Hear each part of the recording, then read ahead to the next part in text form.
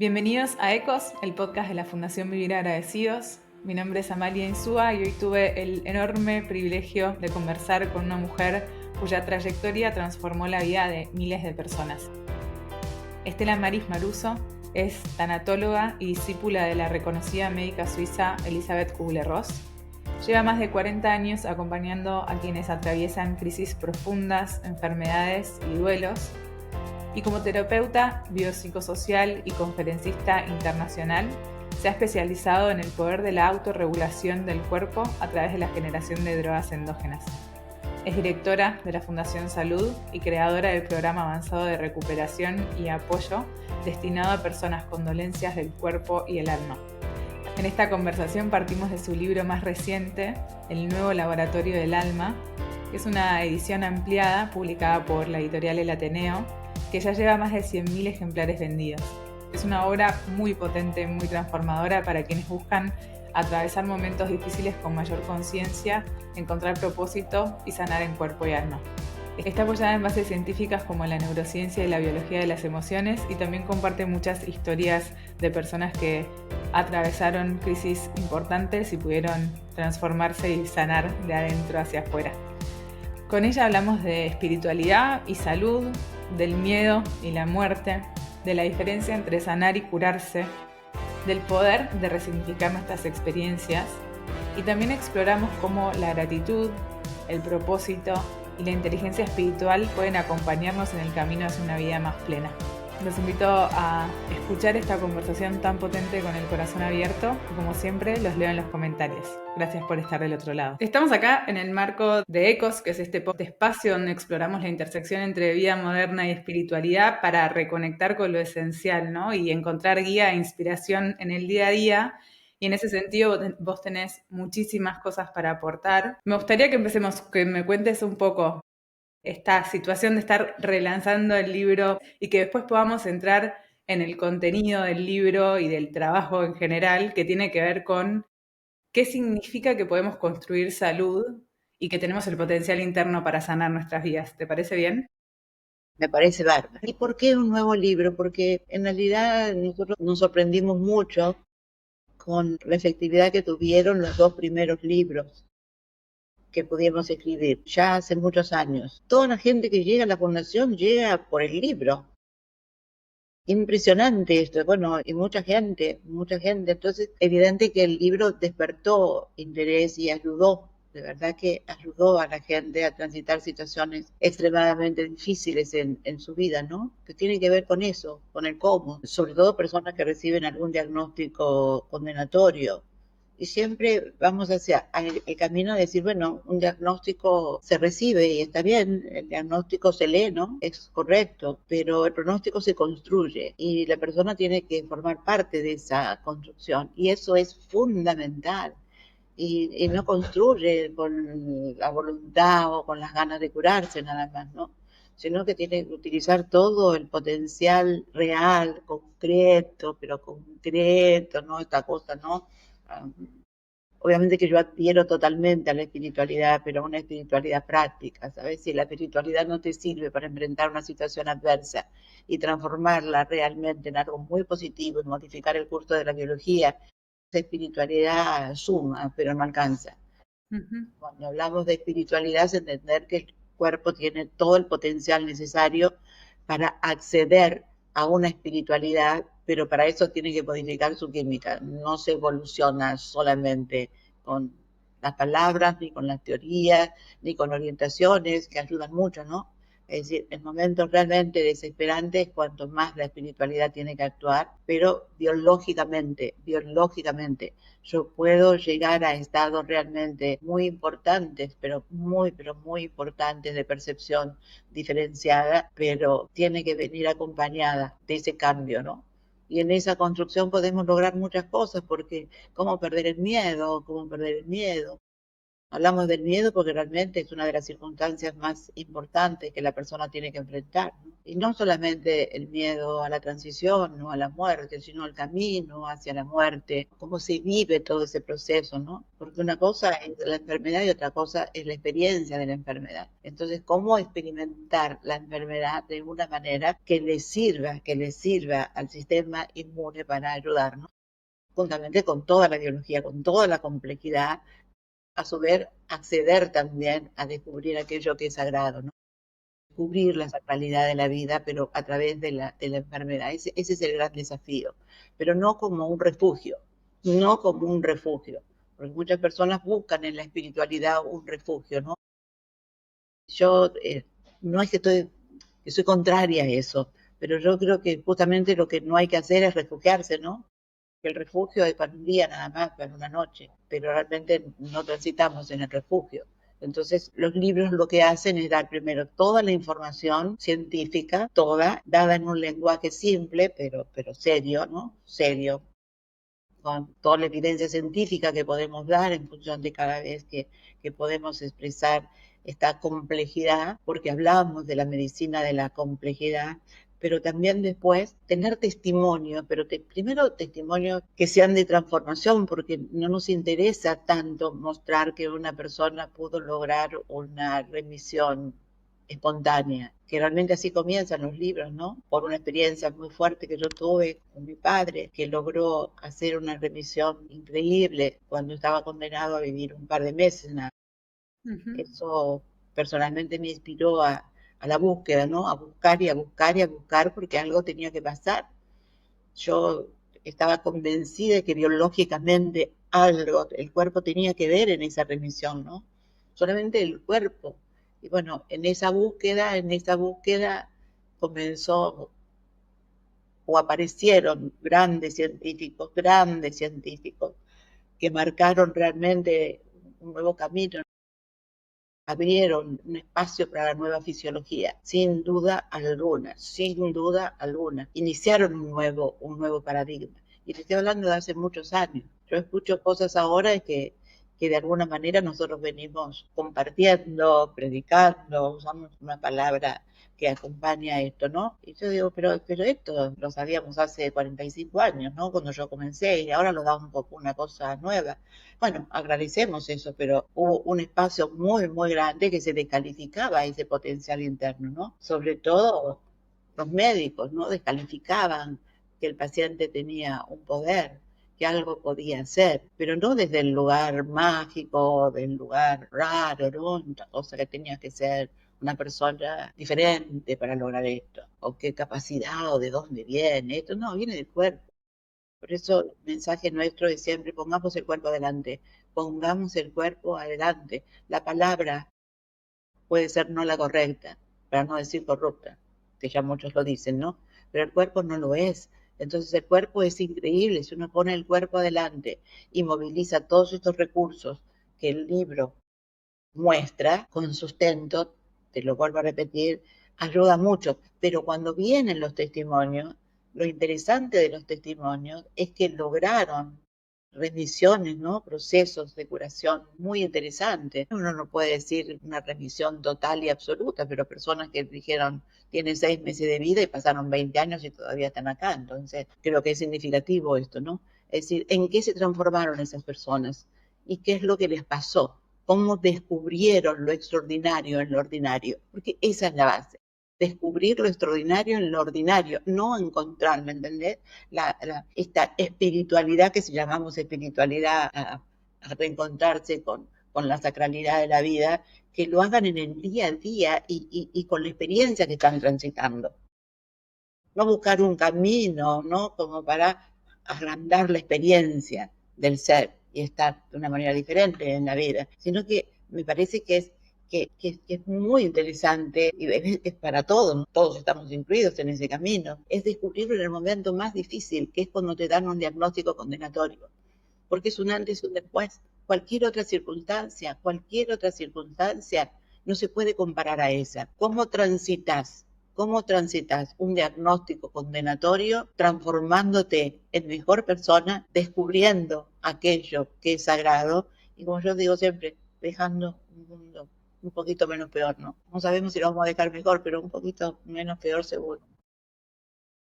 Creo que el libro logra muy bien esta integración entre la espiritualidad, la medicina, la sensación de posibilidad real y con herramientas muy concretas. Y hay algo que a mí me pareció muy potente, que es esto de mucha ciencia explicado de una manera accesible, así que gracias.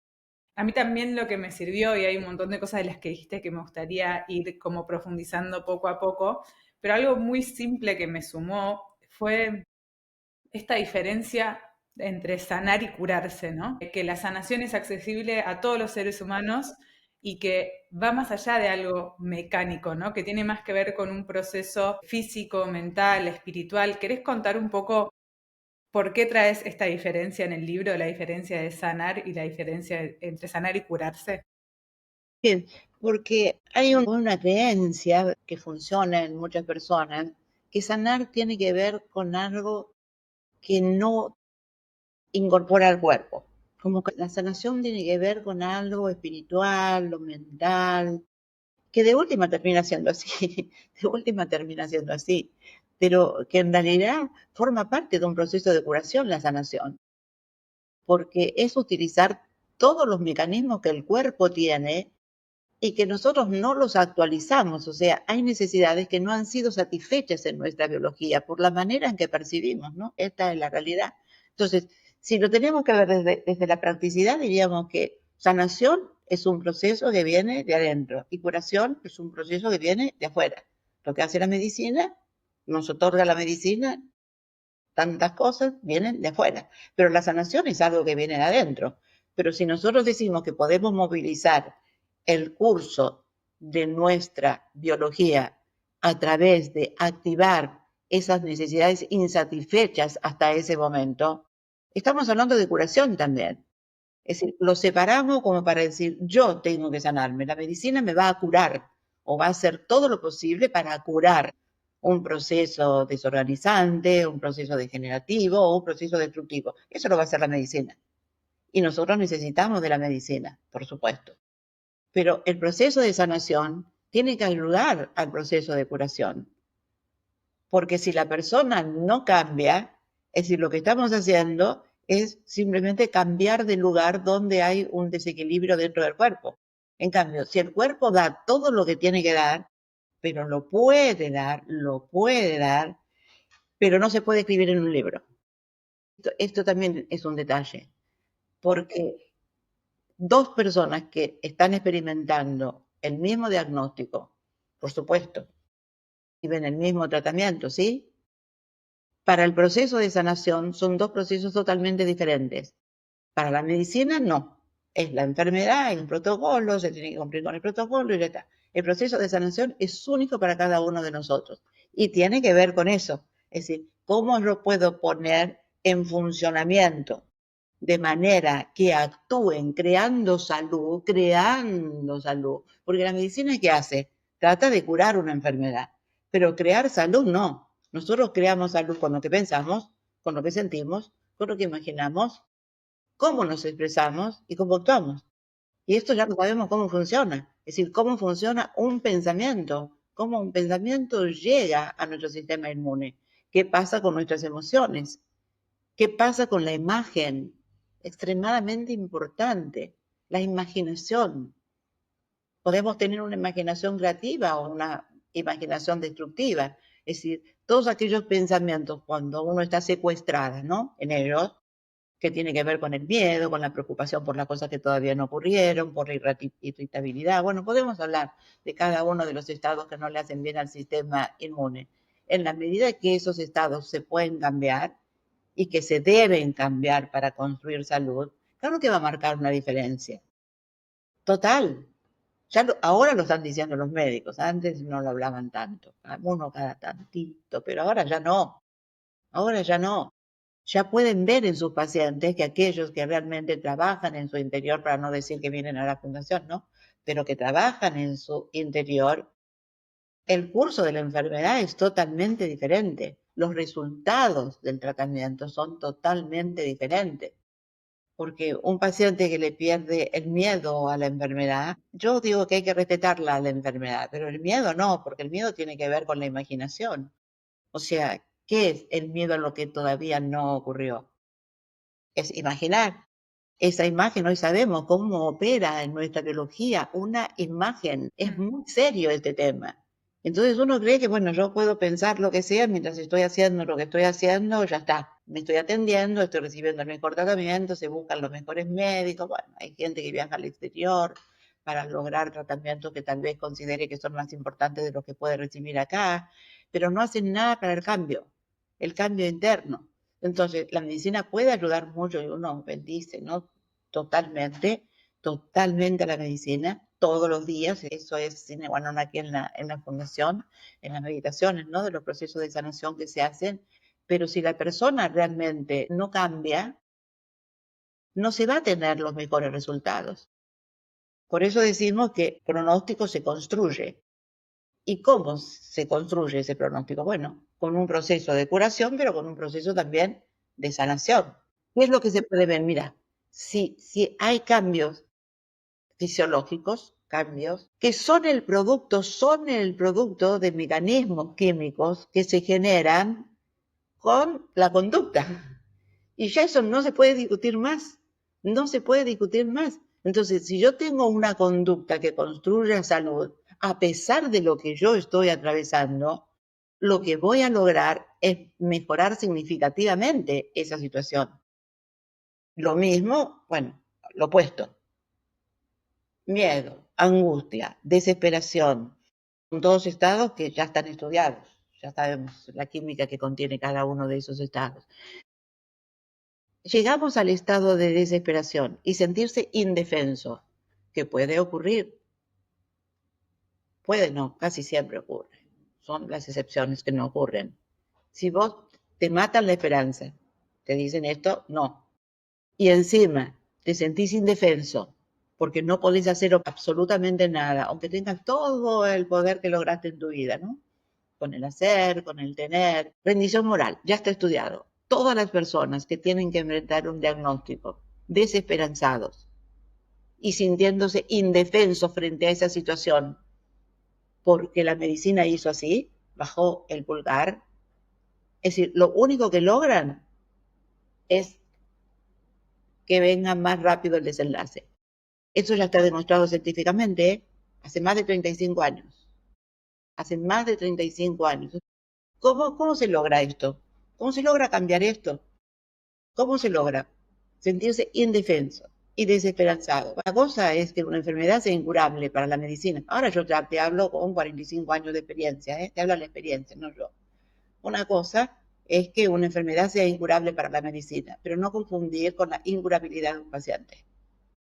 Si el paciente puede habilitarse, pero no para curarse, está claro eso, ¿no? Sino para sanarse, para poder descubrir que hay algo más, que hay algo más, y está dentro del cuerpo, no está afuera, no está afuera. Si se logran todos los sistemas integrar,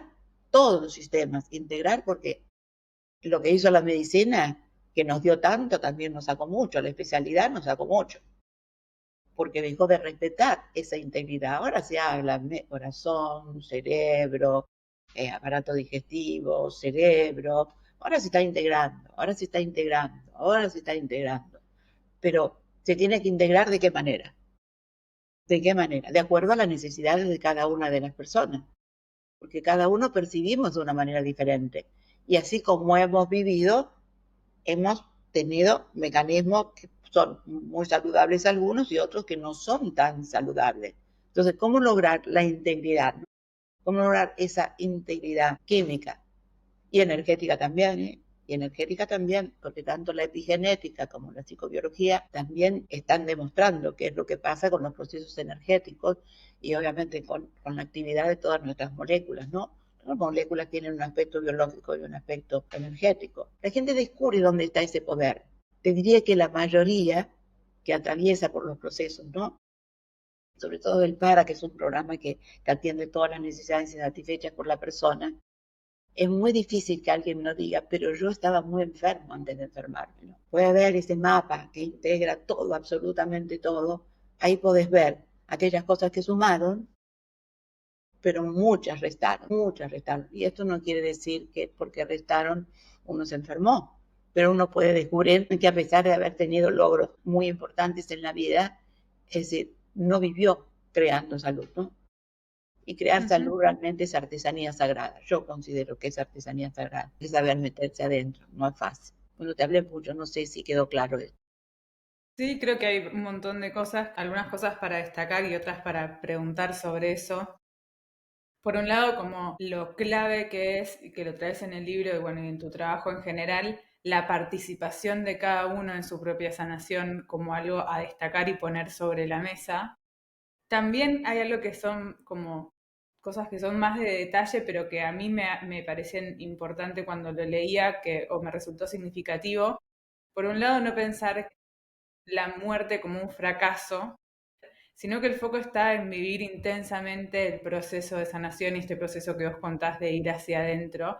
Y me parece que es contracultural y que cabe traerlo. Para mí es muy difícil de entender y creo que hay algo mío que me cuesta desde mis creencias, que es, existe una posibilidad y también hay que aceptar el punto de partida, no el pronóstico, pero una de las primeras o cosas más fundamentales es que el paciente pueda creer que existe una posibilidad de sanación, ¿no?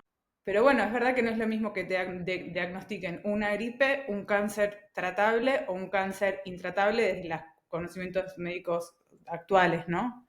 Eh, entonces, no sé si es una pregunta muy clara, pero tiene que ver con la aceptación, pero a la vez poder habitar esa creencia de hay algo que yo puedo hacer para crear salud. Es muy buena tu interrogante. ¿Quién dijo que vivir es para siempre? Nadie dijo que vivir es para siempre. Lo primero que tenemos que hacer es sacar el dramatismo a la muerte. Y hay dos conceptos que a mí me gusta también trabajarlos, ¿no? La muerte es el problema, no morir. La muerte es el problema. Es todo lo que uno elabora desde el distinto lugar donde está posicionado en la vida. No hay que trabajar para no morir, hay que trabajar para vivir hasta que llegue ese momento. Algunos dicen, bueno, traumatología, ¿viste? Ayuda a morir. No, no, no es ayudar a morir, es ayudar a vivir hasta morir. Hay tantas cosas para lograr en el mundo interno, ¿viste? Como entrar en una gran aventura, pero con los pies en la tierra, con los pies en la tierra, ¿sí? Hay tanto, pero tanto para experimentar, hay tanto para sentir, que yo digo, eso es lo triste, ¿no? Que alguien parta conociendo 100 países, visitando y conociendo y filosofando y todo, pero el viaje hacia adentro totalmente desconocido, ¿no? Totalmente desconocido. Entonces, pero insisto siempre, con pies apoyados en la tierra. Es decir, nosotros nunca vamos a hablar, si bien la gente viene, obviamente, porque no se quiere morir y se quiere curar, en el proceso va descubriendo que lo más importante no es trabajar para no morirse, sino lograr vivir todo aquello que no pudo experimentar habiendo tenido y haber hecho tantas cosas en la vida, tantas cosas en la vida. Entonces, no es que, no, yo voy a trabajar para no morirme, pero algún día va a ser. Algún día va a ser. Entonces, ¿cómo una persona puede aprender, pero en las vísceras, lo que es la incertidumbre, la impermanencia, la transitoriedad? Eso es lo que tenemos que aprender. Sino que eso lo aprendimos y lo aceptamos, ¿no? Si eso lo aprendimos y además lo aceptamos y llevamos esto a la cotidianidad, ya empieza un proceso impresionante, impresionante en la persona. Porque son tres leyes que se elevan encima de los que vienen y encima de los que se van. Nosotros La también estamos. impermanencia, la transitoriedad y la incertidumbre. La incertidumbre, si no sabemos lo que va a pasar mañana. No sabemos lo que va a pasar mañana. Por eso decimos que sanarse, ayudando, ¿no?, a los tratamientos, tiene que ver con entrar en el cerebro para llegar a la expresión de nuestros genes. Ya esto lo sabemos. Salir de la imaginación destructiva, que son los miedos, la preocupación, la ansiedad, bueno, todo lo que nos llevan, estos estados que no son bien bien o manejados o no bien expresados, porque las emociones no son malas, hay que saberlas expresar bien, ¿no? Para que no traigan más problemas. Pero también abrazarla la incertidumbre. No sabemos qué va a pasar mañana. Uno cree que se tiene que ganar la vida y la vida te gana en un segundo. En un segundo nos pone de rodillas. Y uno cree que se la tiene que ganar la vida, que tiene que ser alguien, que tiene que tener algo. Entonces ahí empieza uno a sentir, y nosotros compartimos esto, es decir, que la vida también tiene un sentido que es trascendente, pero en la cotidianidad. Pero en la cotidianidad. Tanto cuando yo elijo y tengo que asumir las consecuencias de mis elecciones, y yo elijo en un estado de percepción que no es el correcto frente a una situación determinada, pero también la vida entra en nosotros, en la enfermedad, discapacidad, en la transición de nuestros seres queridos, en las tragedias, y estamos preparados para eso, no nos preparamos para eso. Todo lo que vaya a tener que enfrentar mañana, lo tengo que trabajar hoy. No lo puedo trabajar en el momento que ya estoy atravesando esa situación. Pero todos vamos a experimentar la transición, todos. Y también vamos a tener que acompañar a nuestros seres queridos a transitar. Y es algo que no, de esto no se habla, ¿no? No es muy común hablar de estas cosas. La intención de la fundación, y siempre fue esto, ¿no? Es llegar todo este aprendizaje sea preventivo. No que el aprendizaje lo tengamos que hacer en el momento con un nivel de sufrimiento más allá de la cuenta, ¿no? Eso también te hace valorar lo que tenés. Ahora se habla mucho del agradecimiento. Bueno, el agradecimiento siempre se supo lo que era el agradecimiento. Todas las visiones espirituales las dijeron todo. Es imposible que haya alguien sea agradecido e infeliz. Es imposible. Pero agradecido, pero de verdad. No el gracias, sino el poder valorar, ¿no? Bueno, vos me regalaste esta lapicera, gracias, te voy a decir gracias. ¿Cómo no te voy a decir gracias? Pero la gratitud es poder sentir lo que esta lapicera me va a permitir a mí hacer en mi vida, todo lo que yo voy a poder escribir, entonces no tiene límite la gratitud. No es la gratitud ante una situación, sino a lo que me va a permitir experimentar esa situación. Entonces, cuando hablamos de el agradecimiento, es muy grande. El poder que tiene en la biología es muy grande porque te cambia la percepción, no el gracias, ¿no? Para mí el gracias es un simulacro, bueno, es respetuoso, con el gracias. No, no te estoy diciendo nada, no te estoy diciendo nada. En cambio, ese estado de gratitud es tan pleno, y ahora lo sabe desde la biología, ahora es común escuchar esto, ¿no? Es decir, dos químicas no pueden entrar en un mismo receptor celular, por lo tanto, si hay gratitud, ¿sabes lo que evitamos de que entre? Tanto, pero tanto, tanto. ¿Cómo es posible que una persona pueda agradecer hasta en la partida de un ser querido? Pero no es que está agradeciendo que se fue, está agradeciendo todo lo que pudo experimentar, todo lo que vivió, todo lo que aprendió, todo lo que compartió. Y desde ese lugar cambia totalmente, no es la desgracia que una persona se va. Yo creo que eso forma parte de una visión más integral de la vida, pero de la vida de todos, de la vida de todos, no de aquellos que tienen títulos, de la vida de todos. Es decir, la gratitud es increíble lo que puede lograr cuando está metabolizada, cuando está metabolizada. Y hay tanto para agradecer, tanto para agradecer. No alcanzaría la vida, porque uno tiene que agradecer lo que tiene, pero también lo que no tiene.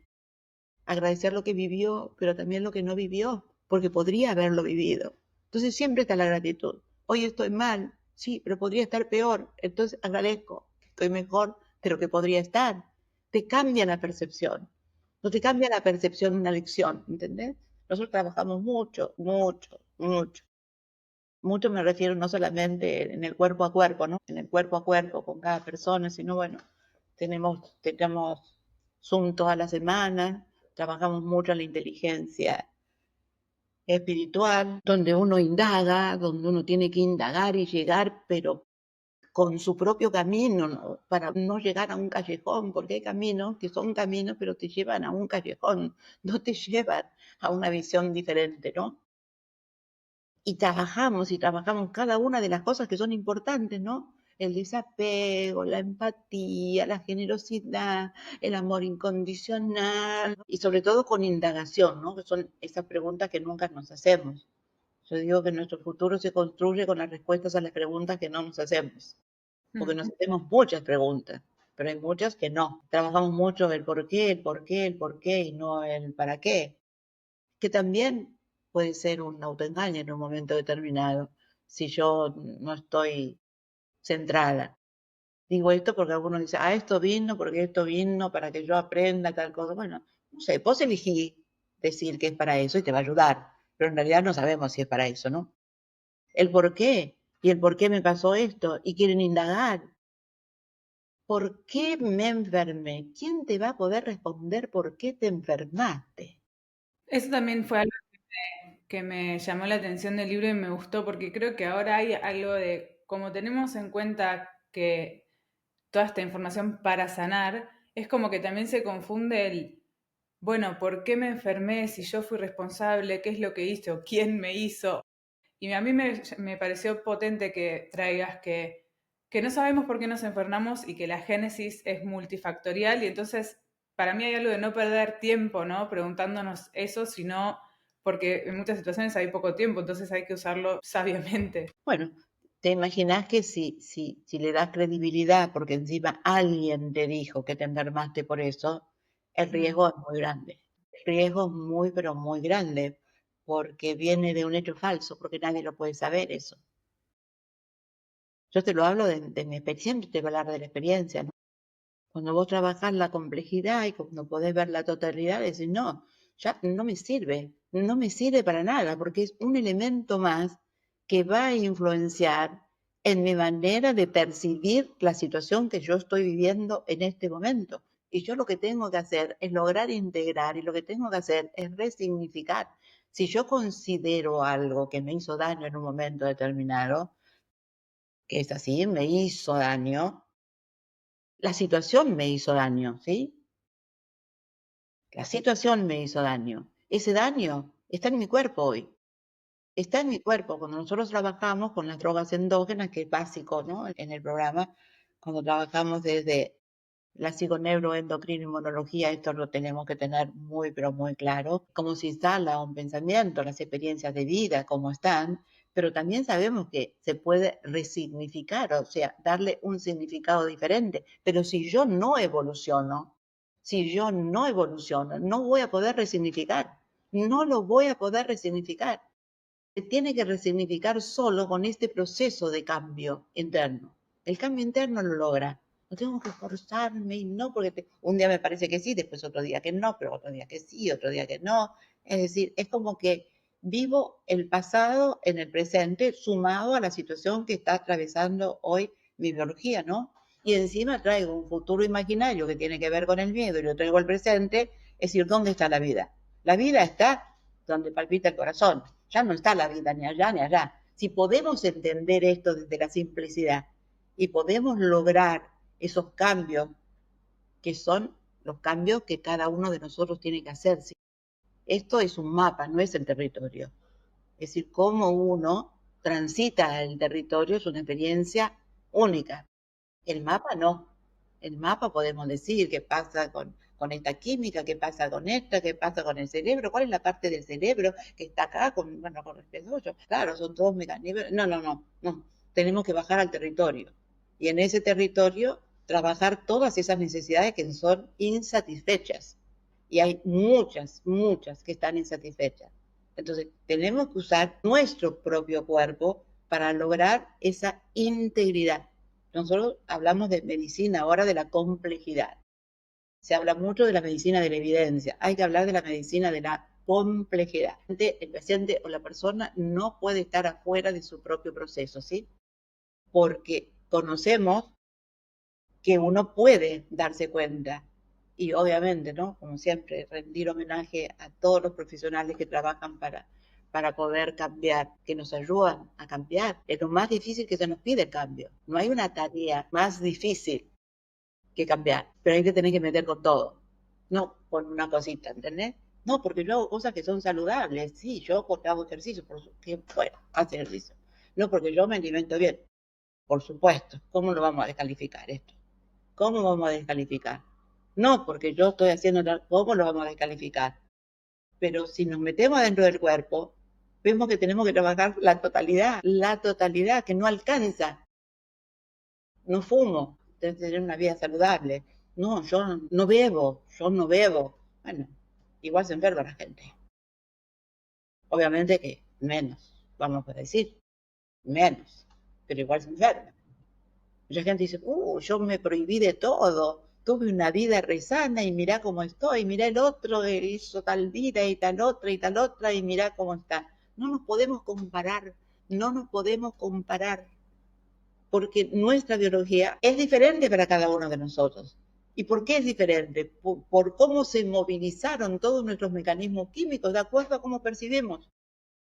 Entonces, lo que tenemos que cambiar es la percepción. Si uno cambia la percepción, hoy los biólogos moleculares, todos lo dicen esto, cambia tu percepción y va a cambiar el curso de tu biología. Y tienen razón, pero bueno, vamos a cambiar la percepción.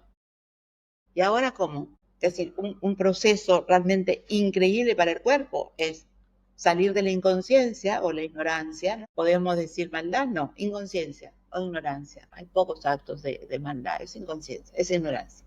Entonces me siento mejor diciendo eso, ¿no? Ustedes, mira cómo toman. Salimos de ahí, tenemos que entrar en poder darnos cuenta de algo. Pero ¿y después qué hacemos? Si yo me di cuenta de que esto me hace daño, sobre todo el cuerpo, nadie, mira, hay dos cosas fundamentales. A nadie le hice más daño en mi vida que a mi cuerpo. A nadie. A nadie. Pero nadie puede hacerme tanto bien como mi cuerpo. El Son las cuerpo dos. adelante. El cuerpo adelante. Siempre, siempre tiene que ir adelante.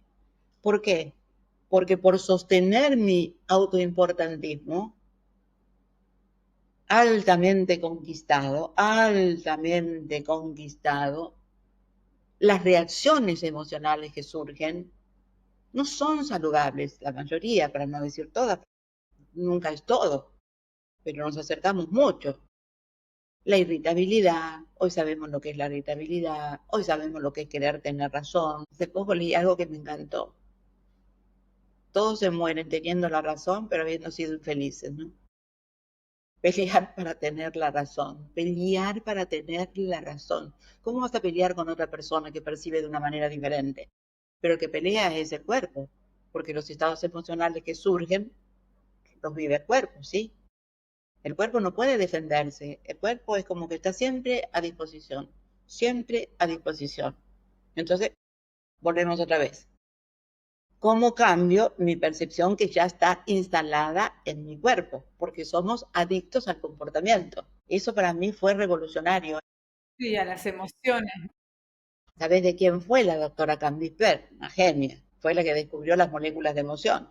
Hoy sabemos que las emociones rigen toda nuestra biología, toda nuestra biología. Ella explicó tan claro qué es lo que pasa, ¿no? Cómo se vive el dolor, cómo se vive cada una de las emociones y cómo somos adictos a las emociones. Por eso es difícil cambiar. El cuerpo me manda una señal cuando yo actúo de una manera determinada, que son indicadores somáticos de bienestar o de malestar.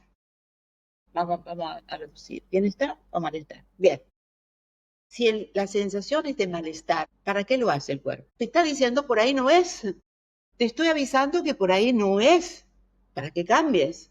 Si yo pongo la mano encima de una hornalla, ¿qué hago? ¿Saco la mano o no? Sí, ¿Sí? claro. Bueno, esta manera de expresar es prenatal. No la voy a volver a poner otra vez, porque sé que me voy a comer. ¿Qué pasa con el cuerpo? ¿Qué pasa con ese estado de percepción que yo tengo de acuerdo a cómo yo vivo mi vida? Acá no quiero hablar del egocentrismo, pero está acá, ¿no? El eguito está acá. No hago lo mismo que con la hornalla. Es decir, me está avisando que esto es malo y yo sigo, y yo sigo, y yo sigo. Cualquiera de estos estados emocionales densos, angustia, los voy a simplificar, pero hay que trabajar cada uno de ellos. La ansiedad, la angustia, la rabia, el enojo, la indignación, la crítica, el juzgamiento, larga la historia. Han todos estudiados. Cada vez que yo proceso una situación y que pasa por este mecanismo, el resultado es sensación de malestar o también puede ser de bienestar.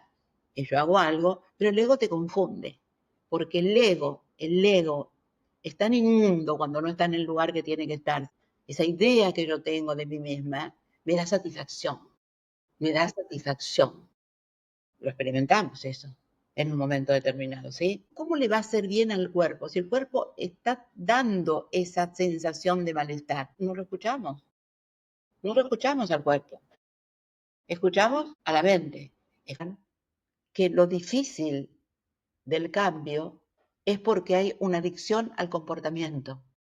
Entonces yo soy adicta a la crítica, yo soy adicta al enojo, yo soy adicta a todo esto que hablamos, yo soy adicta. La preocupación, sí, a los celos. Es el bueno, celos, temor, miedo, es larga la lista, es muy pero muy larga. Entonces voy a decir, claro, esto me hace daño, pero yo no lo puedo cambiar. La mayoría decimos, no me hace daño, no me hace daño. El yo soy así, yo me enojo, yo me irrito por cualquier cosa. Hay otros componentes, que es el temperamento, bueno, hay muchas cosas para tener en cuenta, no es tan simple, no es 1 más 1, 2 en esto.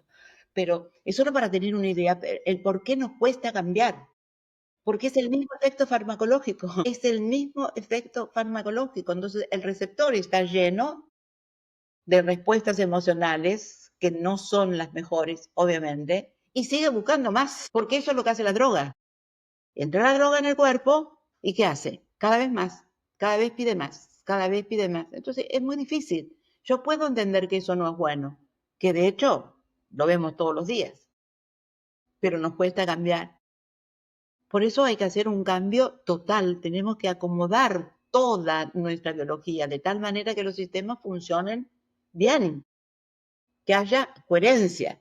Pero ¿tengo que usar la mente? Claro que tengo que usar la mente. La misma mente que me condenó, la misma mente que me tiene que liberar. Cuando yo tengo la información y entiendo cómo funciona. Ahora, el resto es un trabajo artesanal, donde cada uno tiene que trabajar generando mecanismos químicos diferentes. Y es un área muy poco difundida, pero extremadamente importante. Como Sí, ahí es donde entra también la definición de felicidad que tiene que ver con que no es un estado reactivo, sino que es un estado endógeno, ¿no? Como lo mismo que funciona para un lado, cuando aprendemos a usarlo sabiamente, tiene que ver con la felicidad, que a mí me pareció interesante porque muchas veces escuchamos que la felicidad tiene que ver con un estado interno, pero yo no tantas veces la escuché asociada a cuestiones biológicas de algo. cuando los receptores están ocupados por una buena química, el cuerpo la expresa, no necesita nada, o sea, necesita menos y puede disfrutar más. El disfrute, que sería lo contrario, ¿no? Es decir, ¿cómo se puede ser feliz a pesar de lo que me está pasando? Yo no estoy contenta con lo que me está pasando, pero mi estado es de plenitud. Llamamos felicidad a un estado de plenitud, ¿sí? Donde el dolor existe, pero no entra el sufrimiento, porque el cuerpo ya está acostumbrado a poner orden entre lo que pienso y lo que siento. No es lo que me pasa, es lo que yo hago con lo que me pasa, es lo que yo pienso con lo que me pasa, es lo que yo imagino. La emoción no es que dura eternamente, el problema es que yo siento una emoción, la emoción dura muy poquito, porque una vez que entró ya está, en el receptor ya está, no puede hacer ya más nada. El problema es que yo pienso encima de una situación determinada, ¿sí? Que me generó esa emoción. Entonces, pienso y vuelvo a sentir, y después vuelvo a sentir, y después vuelvo a sentir, y pienso y vuelvo a sentir. Entonces, lo que tenemos que cambiar es esa manera de poder ver las cosas de una manera diferente. Y el cuerpo va a cooperar, el cuerpo va a cooperar. Pero si yo tengo mi casa muy sucia y yo quiero vivir en una casa limpia, y por más que tenga el deseo de vivir en una casa limpia, lo primero que tengo que hacer es limpiar la casa. Ahora, limpiar la casa es limpiar la casa, no es limpiar la cocina. Y después dejar todo el resto.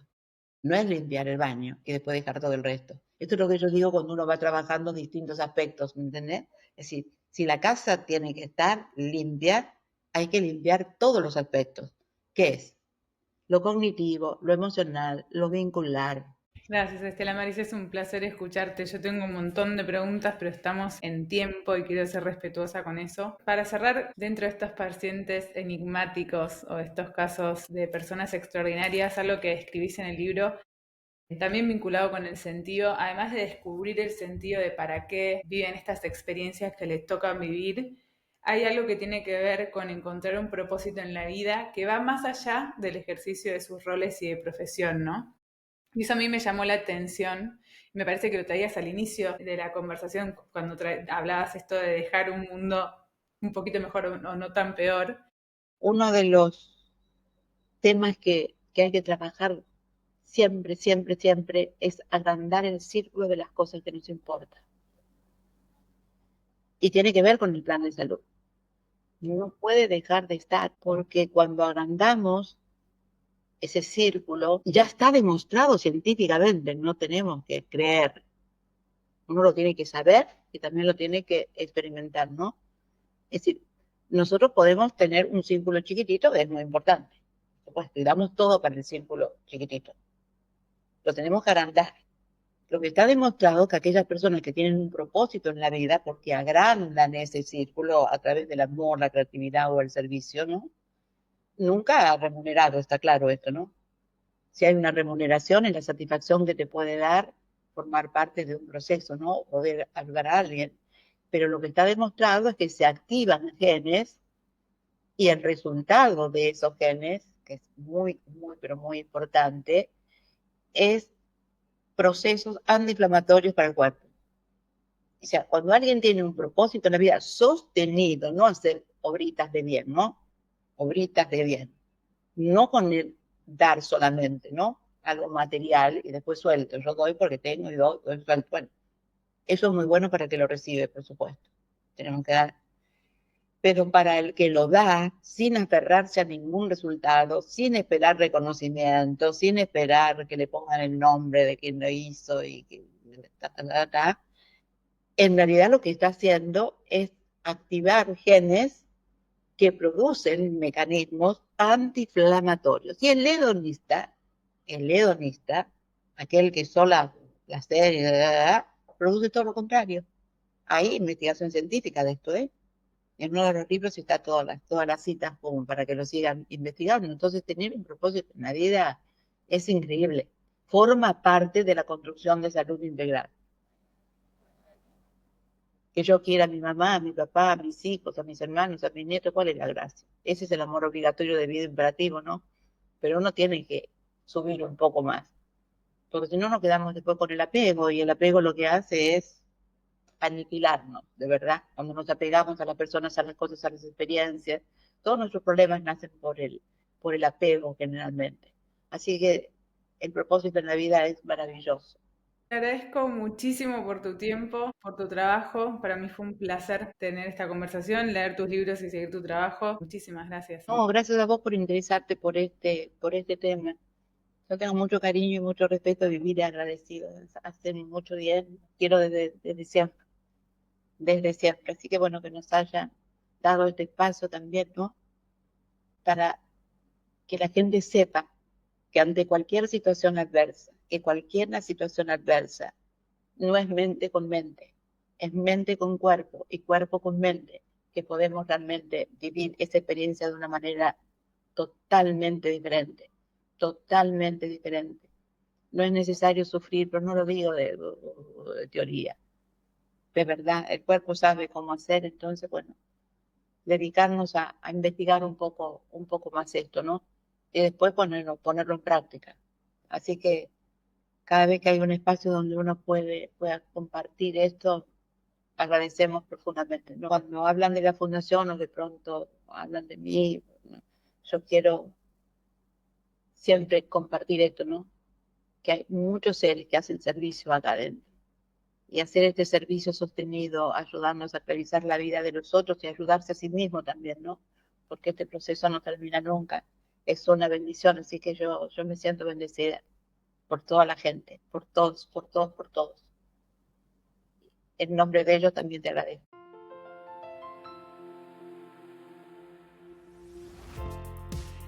Esto fue Ecos, una producción original de la Fundación Vivir Agradecidos. Queremos escucharte, saber qué te pareció el episodio, así que déjanos tu comentario en Spotify o en YouTube. Y si te gustó lo que escuchaste, seguinos para no perderte ningún episodio y también ayudarnos a crecer con este proyecto que queremos tanto.